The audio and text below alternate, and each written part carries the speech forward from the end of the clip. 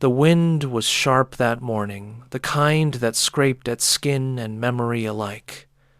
The man walked alone, head bent, a shovel slung over his shoulder like a flag of surrender. His name was Eli, though no one had spoken it in months. Dust clung to his coat, and his boots had long forgotten the meaning of comfort. But there was something in his eyes, a quiet strength, a stubborn light that refused to go out. People saw a vagrant. The earth saw a builder who hadn't yet found his ground. Eli had walked for days through fields that once fed towns and now fed only silence. He was looking for nothing in particular, maybe a place the world had forgotten. When he finally reached the ridge, he saw it, a small valley carpeted with grass and dotted with fallen stones. In the middle stood a single tree, half dead but holding on. He stopped, dug the shovel into the ground, and smiled faintly. "You and me," he said softly. "Guess we'll start here." The first dig was more symbolic than practical, a way to tell the earth he meant no harm. The soil was dry but forgiving. Eli dug until his back ached and his palms burned. He had no plan, no blueprints, just instinct. The rhythm of the shovel became a heartbeat, steady and grounding. When the sun began to set, he sat in the dirt, sweat on his brow, and whispered, "It's been a long time since I built something."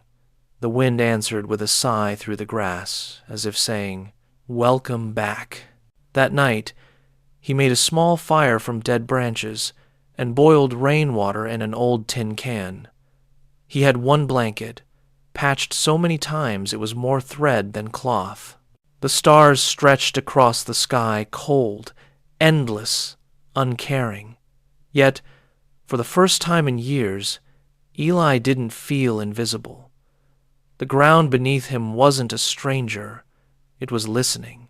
He drew a rough shape in the dirt, a square, a circle, a path.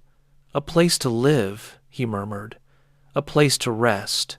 Finn, his old shovel, gleamed faintly in the firelight. Days turned into rhythm.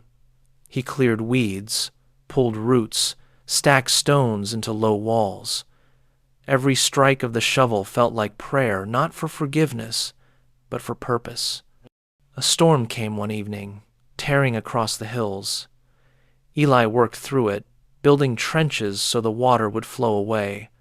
By dawn, he was soaked, shivering, but the ground had held. He laughed a rough, disbelieving sound. "You're tougher than I thought," he said to the earth. It didn't answer, but the morning light seemed a little warmer. He built the first hut from scavenged wood, uneven, crooked, but standing. He dug a small trench for water, lined it with stones, and shaped the earth into steps. Each piece of land became a chapter, each swing of the shovel a sentence. When he was done, he sat in front of his creation. It wasn't much, 4 walls and a roof that leaked, but it was his. "Not bad for a man with nothing," he said. Then, after a long pause, nothing but a shovel. People started to notice. Hikers passed through the valley and saw the hut, the paths, the little garden that had begun to sprout near the creek. "Who lives here?" they asked. "No one," others replied. "Just a drifter." But Eli stayed, wordlessly shaping the land. He built benches from fallen logs, a bridge of planks across the stream, a small square of earth that caught the morning sun. He didn't know it yet, but the valley was becoming something sacred, a monument to persistence. Food was scarce. He lived off berries, wild roots, and the kindness of strangers who left cans of beans on the path. Once, a farmer stopped by with a loaf of bread. "Heard you're building something," the man said. Eli nodded. "Trying to." The farmer looked around. "Alone? For now." The farmer smiled sadly, then handed him a jar of honey. "Sweet things for bitter days." Eli held it like treasure. "You'll see," he said quietly after the man left. "One day this place will feed more than me." Weeks passed. The valley changed color, and so did Eli. His hands grew calloused, his back stronger, his eyes brighter. He no longer walked with his head down. When he dug, he whistled softly a tune he didn't remember learning. He started building a second hut beside the first. "Someone else will need it," he said to the wind. "They always do." He began leaving a lantern by the path each night. If someone lost their way, they'd see the light and know they weren't alone anymore. A traveler came one evening, a woman with a backpack and weary eyes. She saw the hut, the fire, the man with the shovel. "Is this your place?" she asked. "Ours," he corrected. "If you need rest, there's room." She slept on the floor beside the fire, and in the morning she cried quietly. "I thought the world forgot people like us." Eli smiled faintly. "Maybe it did, so I'm reminding it." When she left, she placed a silver coin on the bench. "For the next traveler," she said. Eli left it there. The huts multiplied 3, then 4, then 7, each one different, shaped by mood and available wood. Some were tiny and round like bird nests, others tall and narrow like chimneys. He built paths connecting them, using stones and roots. The valley began to hum with life again, frogs in the stream, bees in the garden, birds nesting in the rafters. When the wind blew, it carried the scent of pine and firewood. Eli called it haven. It wasn't a village yet, but it was more than a dream. Children from the nearby town found the valley while playing. They ran between huts, laughing, touching the smooth wooden walls. "Who made this?" one asked. Eli smiled from where he stood by the stream. "Someone with time and a shovel." They giggled, thinking it a joke. That night, one of them returned with their parents. The adults stood silently, eyes wide. "You did all this?" the father asked. Eli shrugged. "Just help the land remember what it can be." They didn't know how to reply, so they left bread and soap at his door. As summer deepened, visitors came more often. They brought seeds, tools, planks. Someone painted a small sign by the trailhead. "Haven, everyone welcome." Eli didn't write it, but he didn't take it down either. He started keeping a small notebook, scribbling names of the people who came, what they brought, what they said. Anna left apples. Miguel fixed the bridge. Ruth laughed for the first time in months. The valley was no longer his alone, and somehow that made it feel even more like home. The weather turned dry, and the creek thinned. Eli dug new channels, diverting water from an upper spring. "Can't let it die," he told the shovel, wiping sweat from his brow. He built small terraces for gardens, catching every drop of rain. Soon green returned tomatoes, herbs, wildflowers. People began calling him the man with the shovel. He didn't mind. "Could be worse," he said. "Could be the man who quit." The nickname spread faster than the water he'd redirected. One afternoon, a news reporter arrived, a young man with 2 clean shoes. "Is it true?" he asked. "You built a whole village with just that shovel?" Eli looked at the tool resting beside him. "Just this in time." The reporter smiled awkwardly. "Why?" Eli looked around at the huts, the garden, the paths. "Because I was tired of sleeping in places made by people who didn't care, so I built one that did." The camera clicked. The story aired the next week. The world noticed. Donations came. Not money, materials, food, letters. A carpenter offered to reinforce the roofs. A teacher sent books for whoever might pass through. One letter read, "Your shovel built more than a village. It built a reason. Eli pinned it inside the first hut, beside the window that caught the morning sun. The valley grew busier, but still quiet. No one shouted. No one claimed ownership. Haven belonged to everyone who needed it, even if only for a night. One evening, Eli stood at the ridge where it all began. The huts below glowed with firelight, smoke curling lazily into the pink sky. He leaned on his shovel, smiling faintly. The valley was alive now, children playing, a couple tending the garden, someone fixing a fence. The place hummed like a song. "Not bad," he whispered, "for nothing." Finn, his faithful shovel, gleamed in the sunset like an old friend. He laughed quietly. "Guess billionaires can keep their mansions. I've got something better." That night, a storm rolled through lightning, flashing above the hills. The villagers sheltered in the huts, waiting. Eli stayed outside, making sure the stream didn't flood. Rain lashed his face, thunder rolled, but he felt only peace.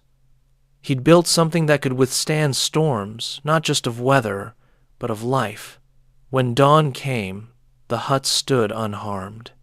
The earth smelled clean again. He knelt, touched the ground, and whispered, "Thank you." The land didn't answer. It didn't need to. The next morning, visitors found Eli sitting on a stump, tired but smiling, steam rising from his tea. "You all right?" someone asked. "Never better," he said. "Just thinking." "About what?" "How long it takes to build peace." They laughed softly. "How long?" He looked at his hands, rough and scarred. "As long as it takes to stop running from yourself." The valley was quiet. Even the wind listened. By summer's end, Haven had 12 huts, a garden, a well, and a bell that rang each morning to welcome whoever came. People stopped calling it the homeless man's village. They called it the shovel man's dream. Eli didn't correct them. He just smiled, his almost invisible smile, and went back to work, digging, planting, fixing. One day, maybe, it would all disappear. But for now, the world had a place where strangers became neighbors. And for a man who once had nothing, that was everything. The first tour bus didn't look like a tour bus. It was an old school bus painted the color of sunflower seeds, its windows filled with faces that didn't know whether to smile. Teachers stepped out first, eyes scanning the valley as if this might be a trick. Children followed, hushed by the sight of the little cabins with their glowing windows and the thin smoke that curled politely toward the sky. Eli stood near the bell with his shovel like a staff. He raised a hand, not to silence, but to welcome. "Take your time," he said. Haven breathes slow. He showed them the garden, first the rows of herbs, the clumsy trellises made from branches, the small patch of wildflowers that arrived without permission. "You grew all this?" a boy asked, jaw slack with the math of seeds and patience. "The soil did," Eli said. "I just stayed long enough to witness it." They toured the huts, each with a different heartbeat. A reading nook here, a kettle there, a cot with a patchwork quilt someone left as a promise.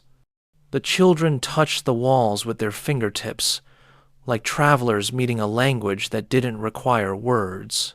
The teacher asked for rules. Eli offered 3, simple and exact.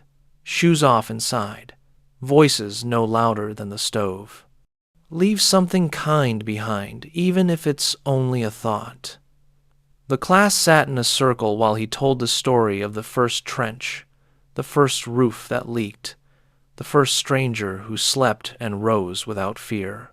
"This place works because nobody owns it," he said. "We just keep it." When they left, the children each placed a small stone on a low wall, as if building halfway to something better. By autumn, The trail sign wore a groove around its nails from all the pointing. Hikers arrived with flasks and questions. Couples came to propose in whispered languages. Photographers asked if morning light always landed with such grace. Eli shrugged. Light has good aim when you stop rushing it. Someone brought a drone and offered aerial photos. Eli declined gently. Haven isn't a secret, but it's not a spectacle either. The man understood. He put the drone away and sat by the fire, learning how to take pictures with his breathing instead of his camera. With people came repairs. Steps softened into mud after rain, so Eli set stones like punctuation marks, guiding feet without lectures. The bridge bowed. A carpenter sister and brother duo arrived on a Wednesday with lumber smelling like new promises.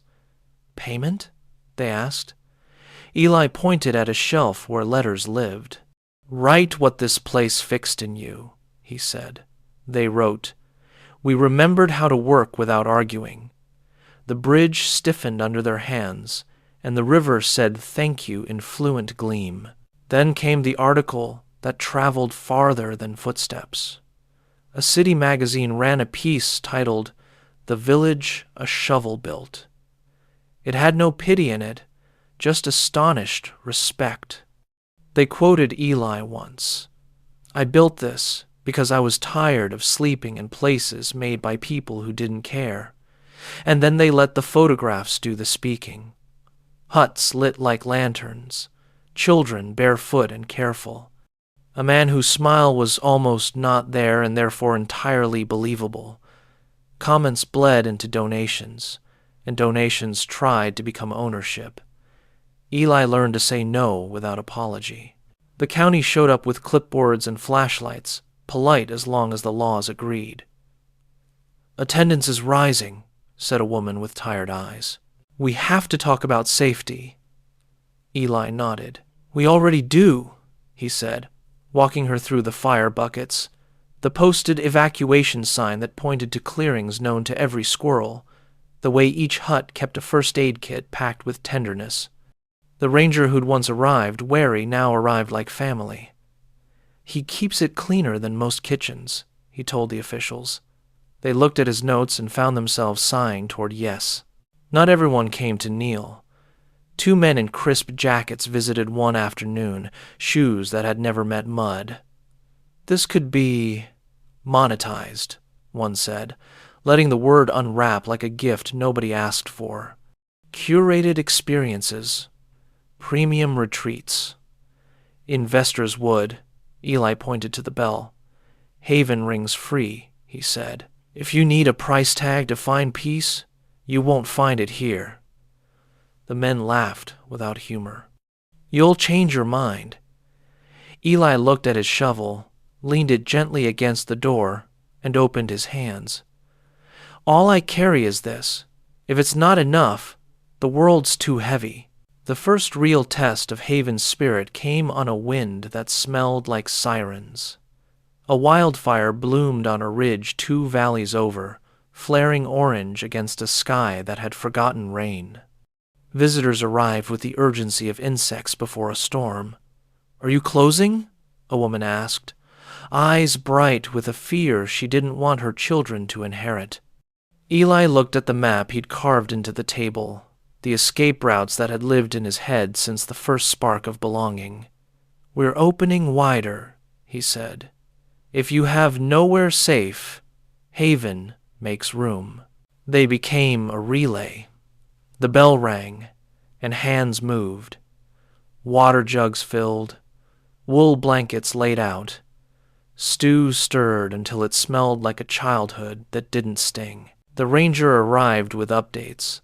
Maya arrived with battery lights, and the practiced calm of someone who knows how to set a room down when it starts to shake. A nurse volunteered from the next town over and turned Hut 4 into a clinic. The smoke kissed the valley without staying. The fire line held. Haven slept crowded but breathing in unison, a choir practicing the same note until morning found it beautiful. When the danger passed, the valley wore fatigue like a medal. Visitors cleaned before they left, paths raked, ash buried, gratitude folded into notes. One read, "We came scared, we leave kind." Another, "My children slept, that's all." Eli stood at the ridge again, shovel across his shoulders like a yoke he had chosen. He thought of the word museum. The weight had been used for the tree he once visited as a pilgrim. "Maybe Haven is a museum too," he murmured, "but not of things of decisions." The wind approved with a soft agreement through grass. The city returned with a different tone. A committee walked the loop, hands clasped behind backs, learning how to look without touching. "What happens when you're gone?" a councilwoman asked, pen ready to catch the answer and pin it like a butterfly. Eli scratched his beard. "Then you'll know if we did this right," he said. "If people keep it because it keeps them." She studied him. "We can designate this as a cultural commons," she said slowly. "But it means paperwork, stewards, schedules." Eli smiled faintly. "We already have stewards. We just call them neighbors. They drafted an agreement right there on the garden table, paper weighed with stones against a breeze that insisted on reading. Haven, a public trust. The rules were the ones Eli had taught children on the first bus, only longer and written in friendlier fonts. No one would own it. Everyone would owe it something. The rangers signed. The teachers signed. Maya signed. Eli hesitated, then pressed his name with a hand that still shook from too many empty years. "There," he said. "Now the world can keep a promise to itself." Trouble came anyway, as it always does when anything good becomes visible. A man tried to sell guided tours with words like exclusive and limited access. Eli walked beside him through the valley, naming the trees like relatives, answering questions he wasn't asked. At the ridge, the man huffed. "You'll never scale this," he sneered. Eli leaned on his shovel, letting the blade bite the dirt with a quiet the man couldn't buy. "Exactly," he said. "Some places are supposed to stay small. That's how you know they're big." Another test arrived in winter, wrapped in a storm that peeled shingles and confidence alike. Snow came sideways, drifts swallowing the path, making the huts look like warm punctuation in a sentence the sky kept trying to finish. Eli moved slow and steady, clearing vents, knocking ice from rails, checking for anyone who needed the word nearer. That night, a roof beam groaned in Hut 7. He braced it with his shoulder until help arrived, then laughed when the carpenter's siblings slammed it true. "You ridiculous man," they scolded. "We're here." He nodded. "I forget, sometimes. Then you remind me." The morning after the storm, Haven glittered like a miracle that had bothered to show its work. Children built snow lanterns along the path, hollow towers with candles that made the valley look like a runway for kindness. Maya filmed nothing, choosing instead to pour cocoa and watch steam find the sun. Eli sat on a stump, cheeks raw, hands wrapped around a mug. A girl in a red hat climbed onto the stump beside him. "Did you build all this with a shovel?" she asked. "No," he said.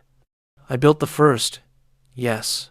The rest built itself." Spring returned with mud and forgiveness. A letter arrived on thick paper with a seal that enjoyed hearing itself crack. It invited Eli to speak at a conference about cities and hope, a room where money tries to remember how to be useful.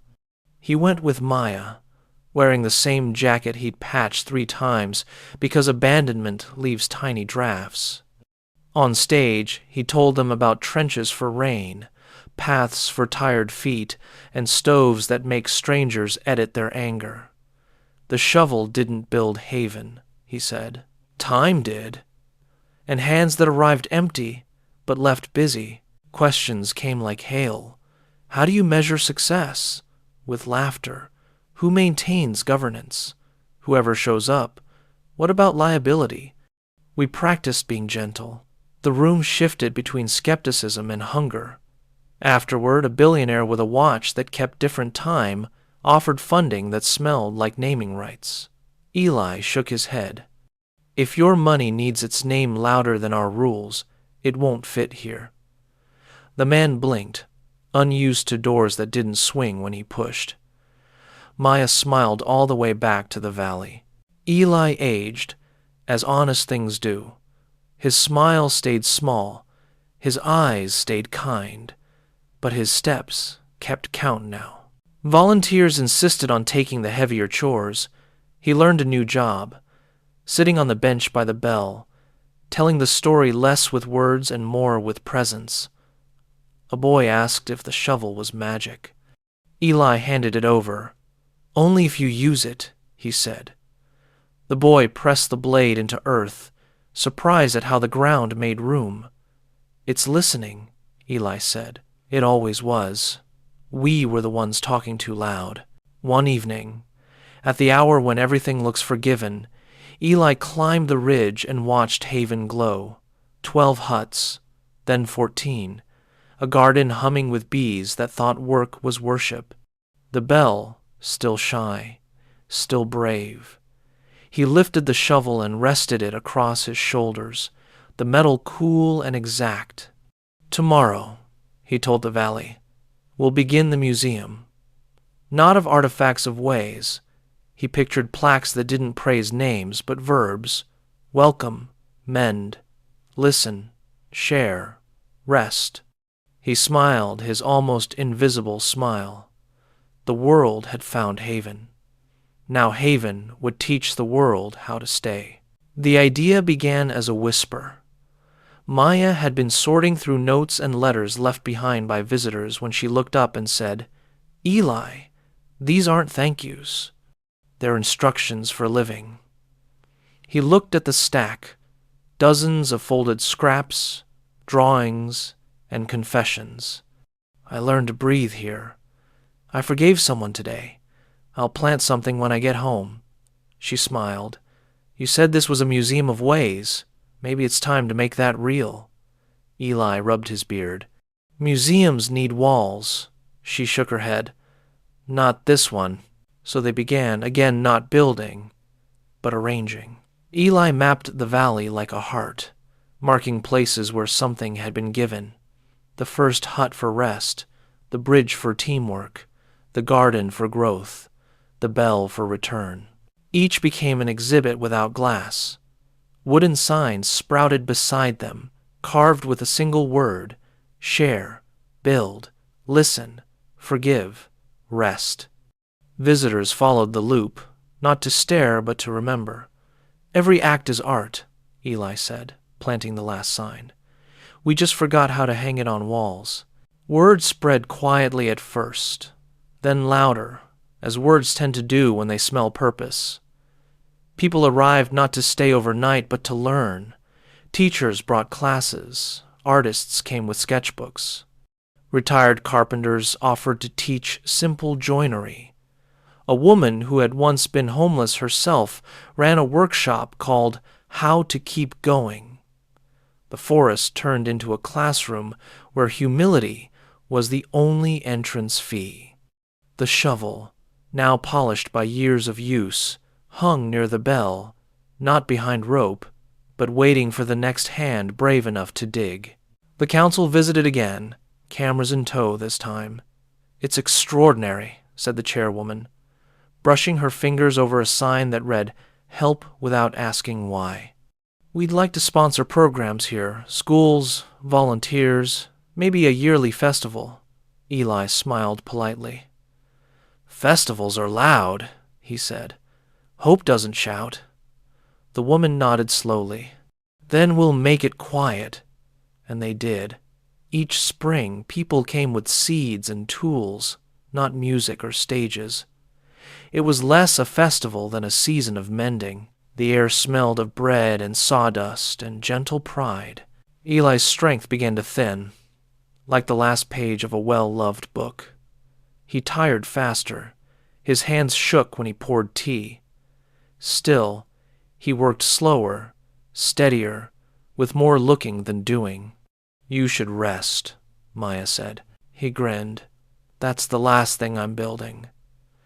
The bench by the bell became his command post. Children climbed onto it beside him, asking questions adults had forgotten how to ask. "Why do you smile so small?" one boy asked. Eli thought. "Because if I smiled any bigger, I'd spill it all out." One morning, the ranger found him tracing a map in the dirt. "Another project?" he teased. Eli nodded. "A path for when I'm gone." The ranger frowned. "Gone where?" Eli shrugged. "Wherever kindness hides between days, someone has to keep it company." The ranger said nothing more, only helped him finish the drawing, a simple loop connecting every hut, every tree, every lesson. At the center, Eli marked an X. "What's there?" the ranger asked. "Nothing yet," Eli said, "but it'll know when it's time." That winter, snow fell early. The valley went quiet except for the crackle of fires and the low bell that marked noon. Eli's cough deepened. Maya stayed most nights, tending the stove and reading aloud from the visitor letters. "Listen to this one," she said softly. A banker wrote, "I came here to invest in silence and found a profit I can't measure." Eli chuckled weakly. "Tell him to file that under miracles." When she looked up, his eyes were closed, but his smile, that small, invisible smile, still lingered like a signature. He passed that night with the snow falling softly against the window. In the morning, the lantern was still lit, though the wick had burned low. Maya found a note folded beneath his mug. It read, "Keep it simple. Keep it open. Keep the fire small but steady." They buried him on the ridge, overlooking the huts, beside a newly planted oak. The shovel stood in the ground like a marker, its blade catching the first light of day. Someone whispered, "He had nothing but a shovel." Maya smiled through tears. And look what he built. For a while, the valley seemed too still.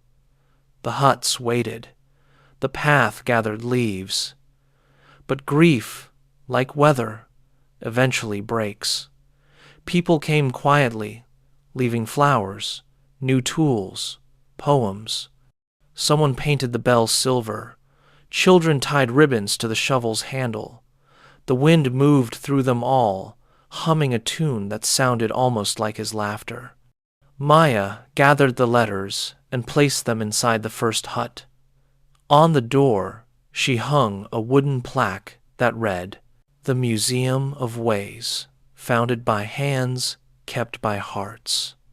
The first spring without him arrived shyly. Green returned to the valley in hesitant strokes. A group of volunteers came from the city: architects, gardeners, dreamers with expensive pens and humble eyes. "We're not here to change anything," they promised, "just to keep it breathing." They repaired roofs, repainted signs, planted new herbs. At dusk, they sat together under the oak, watching fireflies rise like sparks of old laughter. "It still feels like him," someone said. Maya nodded. "That's because he never left. He just became weather." Years passed gently, the kind that don't need to be counted. Haven grew without growing new huts here, a reading porch there, each built in the same spirit. Quiet, kind, useful. People began leaving objects as lessons: a worn boot labeled Journey, a broken watch labeled Enough Time, a cup labeled Share First. The Museum of Ways wasn't curated. It was accumulated, a living archive of ordinary courage. Every spring, Maya led a walk through the loop, reading aloud Eli's words. "We're not owners, we're witnesses," and the crowd would murmur, "We remember." Visitors came from everywhere now, not tourists, but pilgrims of ordinary hope. A woman who'd lost her husband planted a tree. A teenager painted a mural of the huts under starlight. A man once addicted to anger built benches for the weary. The valley became a mirror where people saw what was still good in them. "Why do they come?" a child asked once. Maya knelt. "Because this place forgives," she said. "It reminds them they can start again." One summer evening, as lanterns began to glow, the ranger unveiled a new addition. A small wooden structure near the entrance. It wasn't fancy, just a roof, a table, and an inscription burned into a plank. It read, "The Shovel Room." Inside hung the original tool, polished smooth from years of use. Beneath it, a simple sign. "In the right hands, even a shovel can build a kingdom." Visitors stood in silence. A child whispered, "Can we touch it?" Maya smiled. "That's what it's for." Maya aged with the valley, her hair silvered like the bell. She no longer hiked up to the ridge without resting, but she always stopped by the oak. The branches had grown wide enough to shelter the path. Beneath them, the ground was soft and green, dotted with wildflowers. She often sat there, reading old notes aloud, her voice blending with birdsong.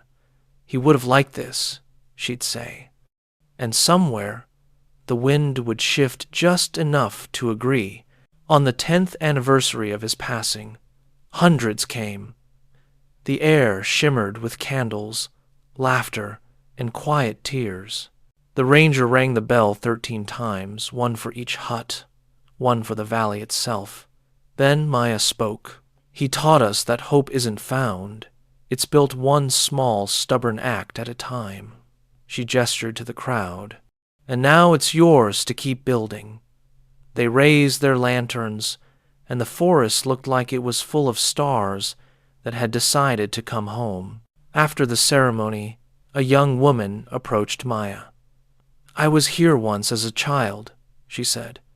"He told me the shovel was magic. I didn't believe him." She handed Maya a small envelope.